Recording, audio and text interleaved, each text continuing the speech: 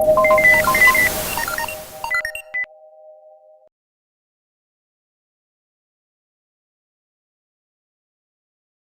what I did was to explore, first of all, list the basic advantages of BIM to clients, and then what clients need to do to change their game in order to make the most of it.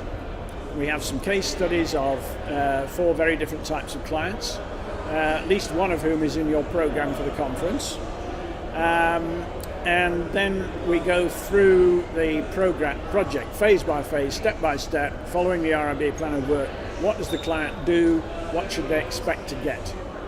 And this is all on the assumption that the client is going to actively play the role to exploit the potential.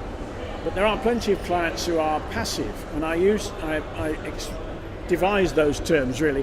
A passive client is one who says, you say BIM's great, go ahead and use BIM. Just leave me out of it. I don't understand any of it.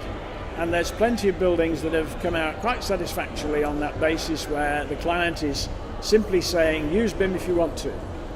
But the active client is actually going to get a hell of a lot more out of it. They do have to make an effort, they do have to invest in getting their systems in a row.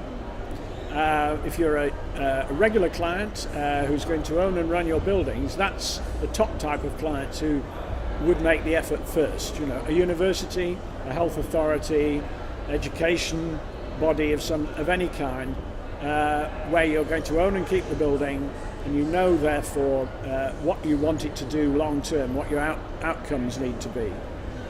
This is one of the reasons why the public sector is where it started. But if you're a developer who retains and manages, it's the same story. You will have a life cycle interest that is now much easier to deal with than it used to be.